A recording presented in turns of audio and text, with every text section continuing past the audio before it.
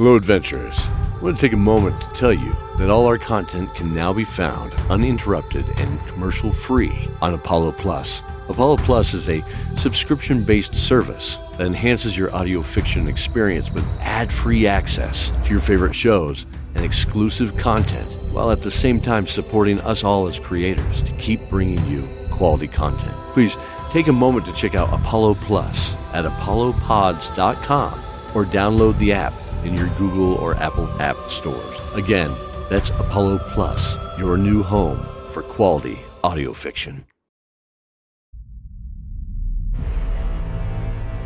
Hello, adventurers, and welcome back for Season 6, thanks to our patrons Brian Donnelly, Daniel Nichols, Brian Dowling, Hayley Muñoz, and Joleen Fresquez, along with many others in our show notes.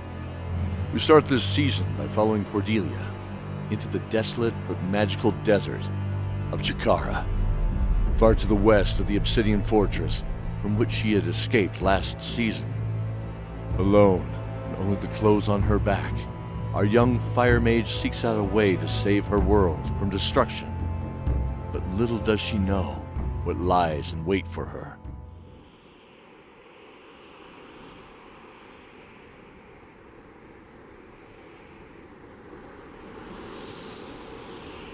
Dawn of Dragons, Season 6, Episode 1, The Torchbearer.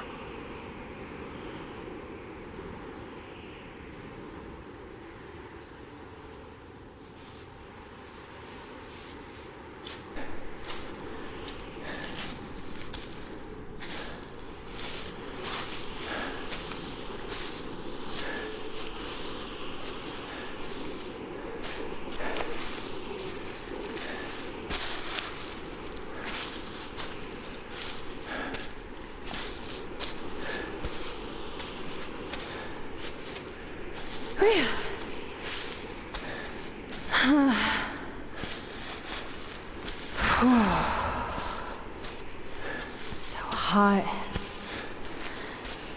Gods, it's so hot.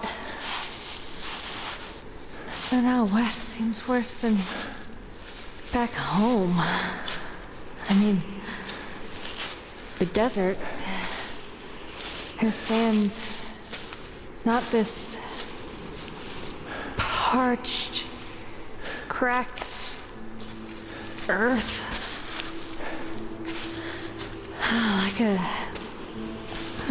Like a dried up riverbed, just stretching as far as I can see.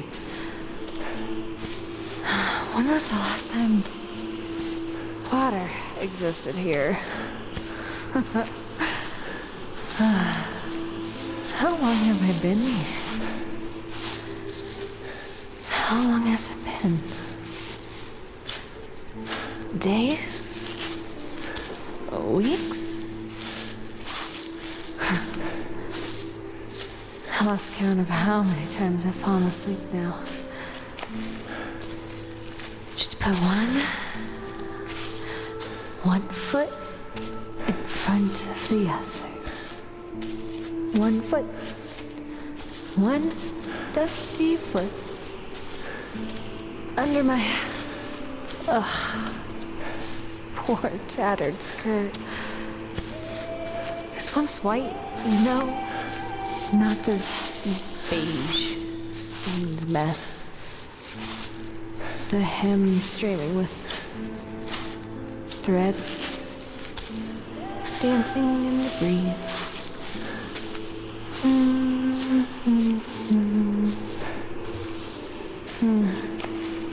Dancing. I remember dancing.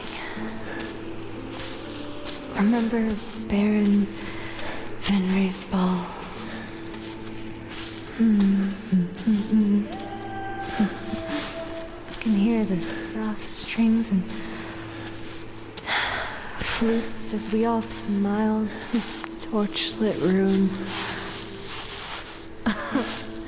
Zane and Sophie never stopped dancing. They were spying, they said, but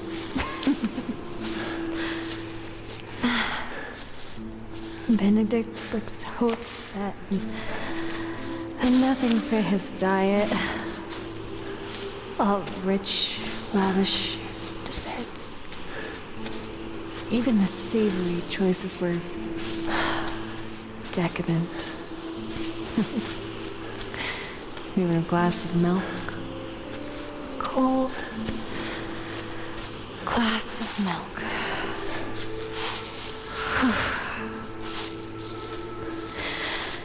That sun burns my cheeks through the torn muslin they've draped over my face from my sleeves.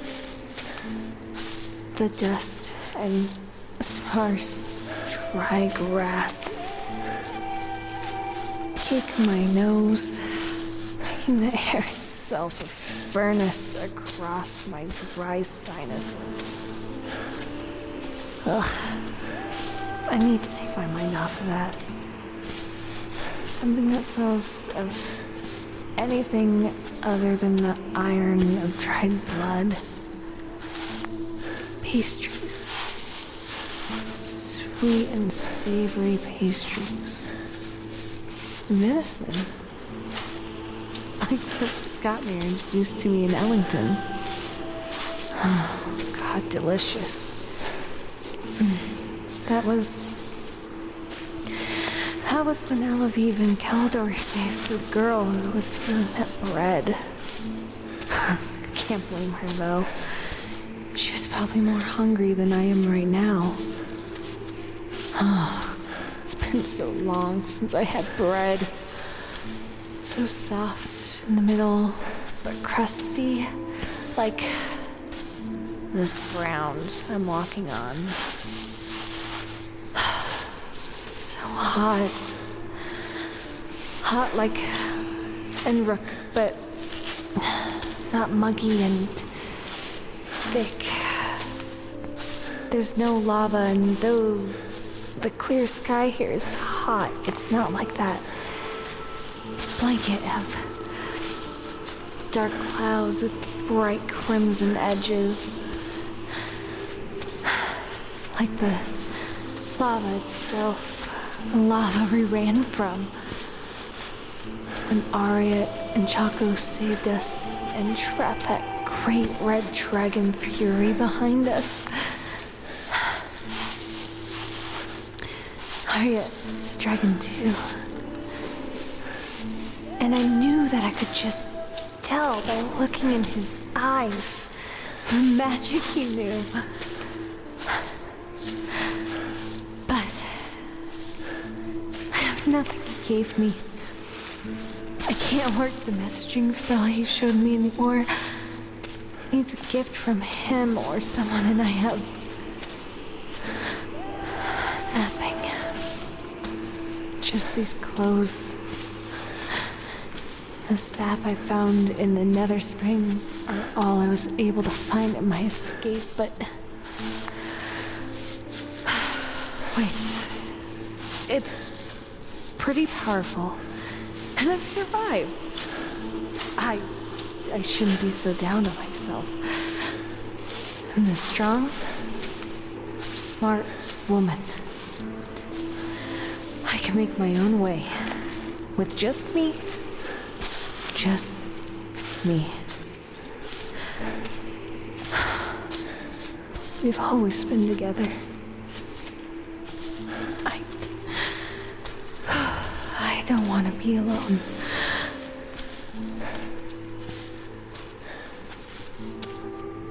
The sun continued to assault the dry, cracked earth of eastern Chikara, the desolate and ancient land where forgotten magical battles were fought. The wind slowly whipped dust into the raven-black hair of Cordelia, the fire mage and librarian of the Ivory Library. Last in her memory, she was also a prisoner of the Obsidian Fortress, setting in stone a strange dual citizenship between what she viewed as the forces of light and of night. At least, in some way, she found it interesting as the sun faded on her face.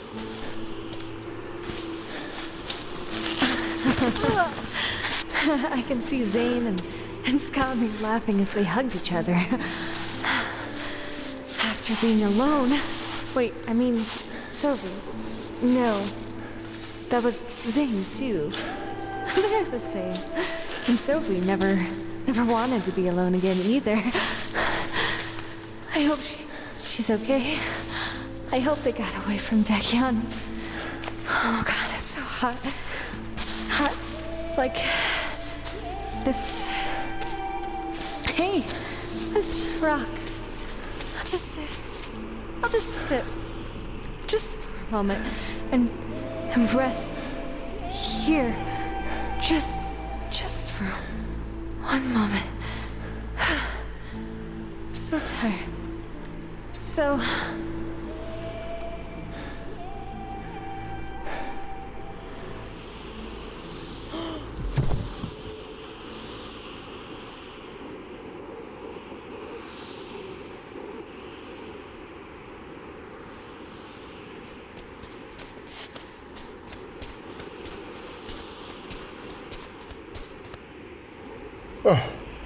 Oh, there you are.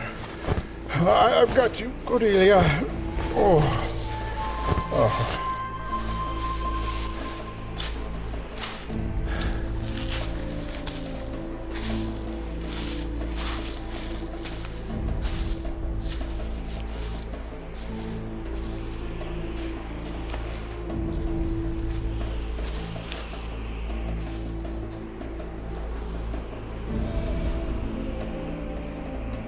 She felt the heat fade. So this is what it is like to die, she thought.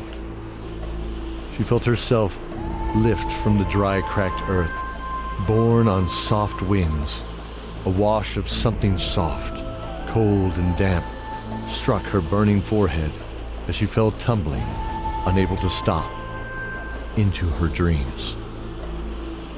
Little did she know that it was the shadow of another person that softly covered her face, that gently wiped her brow with a damp rag for a moment, before scooping her up fluidly and bearing her away like a gentle tide.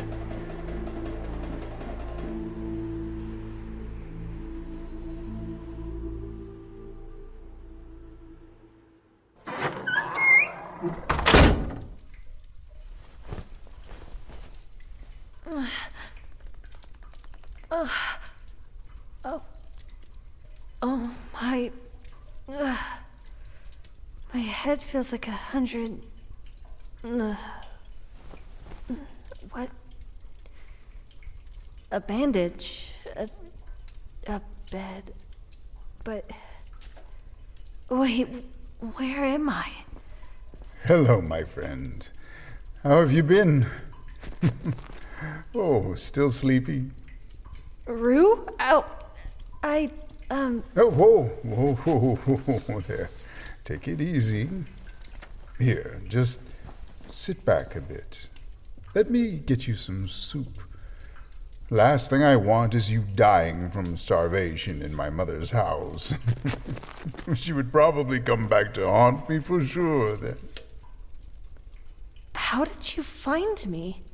Well, I was led to you by a strong call in the tide of magic, my friend. A voice that you will hear too, in time. Cordelia sat back on the soft mattress covered in smooth sheets, feeling the cool touch as she shifted to a new area that hadn't been warmed with her feverish, sleeping body. Bleary-eyed, she looked around the room. Rue, this is your mother's house? Are we? In Chikara? Yes. Or more specifically, the town of Zestareo. Wait, did you hear my mother's house? I apologize. I meant to say your mother's house. Though Lorhana's house is a lot like the house I was raised in as well. What? Rue, you knew my mother? You never said anything before. I suspected, but it wasn't until after reviewing your telling that I was able to confirm it. Laura's daughter. You look stunningly like her, by the way. And you probably inherited her knack for curious mischief, no doubt. Well, that tracks. Was she a librarian? Oh, yes. But more so, she was my friend. We grew up together here before she left, when we were very young. We both became librarians together. But she also joined up with the Knights of the Glen, seeking more adventure than just books, I guess. To me, knowledge was what fueled my curiosity. The room was sparsely adorned with faded pastel silks of repeating geometric patterns in dark inks, hanging from hardened clay walls. Rue gently stirred the kettle hanging on a stone shelf which served as a stovetop of sorts. It was made of stones, about waist high, and covered in a thick metal top coated with burning coals. Using a tool shaped like a mason's trowel, he moved the coals that turned from black cherry into a golden hue, almost white, under the kettle and increasing the heat. Rue looked at his hands as he picked up the long wooden spoon again, moving a small potato to the side of those smoldering coals to steam gently under an overturned steel bowl. Can I ask you something? Oh, sure. What do you need? Your mother carried something very special to our temple, and I was wondering, well, I'm getting ahead of myself. How familiar are you with the elements? You mean earth, air, fire, and water? They're also known as the Hag, or the Mother of the Gods, right? Ah, yes, good. I see your time in the library did you well, I suppose. Was that from an old... Yes. Oh, I'm sorry, I got a little excited. It was the old tome on the 4th floor pedestal. The one with the 6-pointed star and the blue-black leather? Ah, excellent. So you learned about the beginning of all things in that tome, correct? Oh, yes. It spoke of the elements and their first children, the, Pala... You had it! The para-elements. Yes, they are like children in the way they act. Unpredictable and impulsive. Really, they are just the shared powers of the elements themselves when they combine. Though they never combine the opposing forces, do they? You mean like fire and water, or earth and air? Yes. Rules, I was told. See, the elements are their own entities, and as you know, created the deities themselves, and some semblance of order. Everything falls into these 4 powers, even the 6 magics. Yes. Life and death, chaos and knowledge, creation and destruction, right? Right. Well done, yes. But there are 4 primal powers outside the elements, 4 mysterious powers that are outside their laws. Dragon, Fae, Sun, and Moon. These powers are mysterious even to the dragons and Fae folk, who supposedly, and possibly accidentally, created their own magic. The Sun and Moon, however, are more ancient than even the elements could claim to be, as they balance the cycle of day and night that affects us all.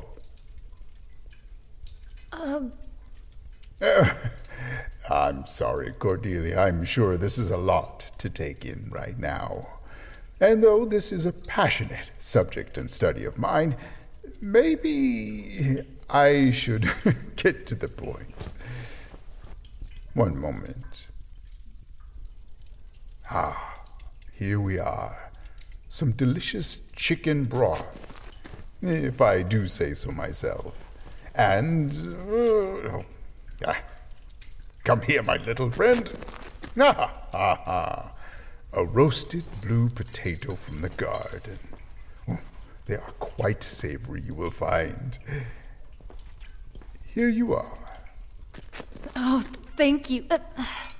Ow. It really does look delicious. Yeah, drink that broth. Your head probably hurts from the dehydration still. And don't forget to drink your water here. Oh, yes, I will. Thank you. It's wonderful.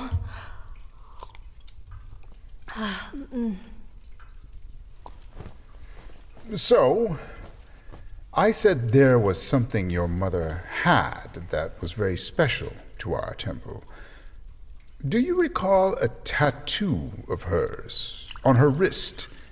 Like the spell book I see on your wrist. Ooh, very clever. Oh, was that? It was my mother's, too. I found it in the old nursery of Garnet Keep. Ah, clever Laura. She figured it out. The secret of the tattoos that we know is some sort of dragon or fey magic. Sure of it, but not sure how they came to be. You see, your book is definitely dragon magic. Do you mind if I take a closer look? Ha! Told you the soup is good. Okay, so it's definitely set with the love and passion of dragon magic. No, not like this. Look. He rolled back a single deep blue sleeve, revealing a black, slender tattoo on his deep sepia wrist. It was shaped like a spear, with an S-shaped line snaked around the length of it. She noted the slow pace of his pulse below the skin was as calm as his voice ever was. Rue's demeanor was always likened to a lighthouse in a raging storm, ever and always calm. She looked into her mentor's deep eyes for a moment, catching a glimpse of the vast ages of wisdom behind those umber pools. They seemed to swirl like storm clouds over a derelict ship crashing into a rocky shore. Looking back at his wrist, she saw it glow slightly, but the pattern swirled and strobed erratically around the spear-like symbol, like a heartbeat, like it was living. I've never seen that symbol before. Is that a rune of some sort? Oh, you haven't spent much time at sea, have you? Ah, watch. Standing up, he calmly touched the tattoo. Responding like a crashing wave, a 5-foot pole appeared in his hand. It had a 3-foot iron spike on one end, with a bladed tip bathed in a ghostly tide of blue light. A golden cord wrapped down the shaft, ending in a coil within one powerful hand. This is Typhoon, the harpoon of the water elements. I was chosen to carry this when I walked the ancient path in the Temple of the Elements, as did... My mother. Yes. Her tattoo was a flaming sword. Yes. It is called Torch, and is the sister to Typhoon. But she's gone now. Rue dismissed the harpoon from his hand with a slight motion of the wrist before sitting down with a smile. She is. But I've been told Torch has returned to its resting place within the temple and is now calling out for a new partner. And it was that call that led me to you.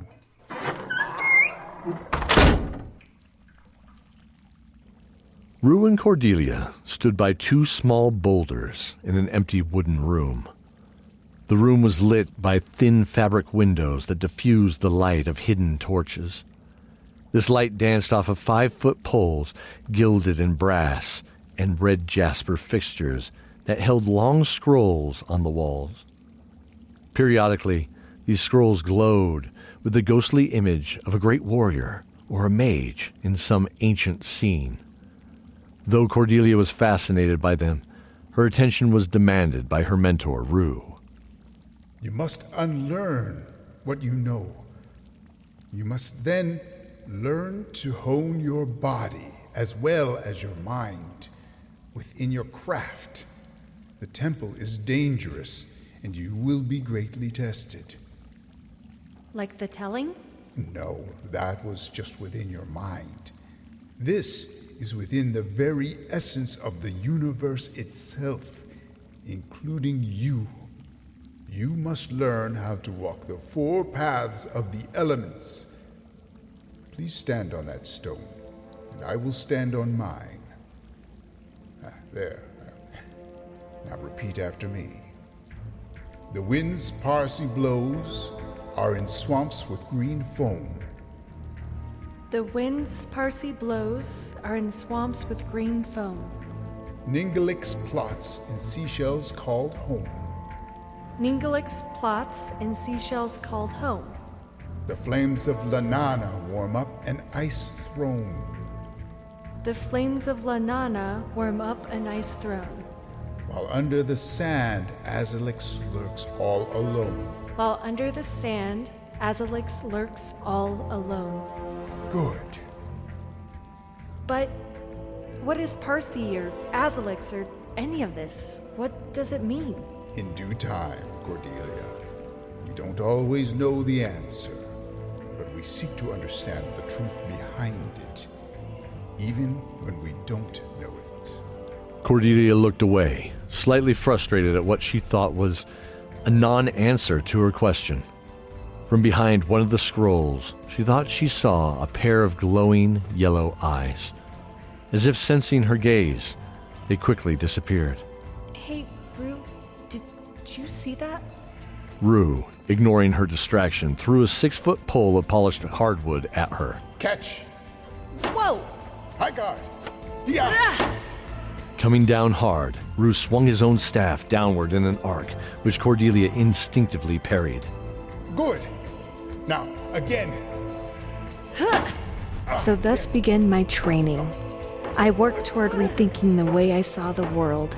Every breath I became more familiar with the elements in my mind and body, and not just through the weave of magic. I learned to strike with the staff and treat it as an extension of my body. My hands themselves became weapons, and I could resist heat and cold with them. Over the next few weeks, I was trained and tested, treated and reformed. And somewhere in the shadows of that room, I knew something was watching me as well.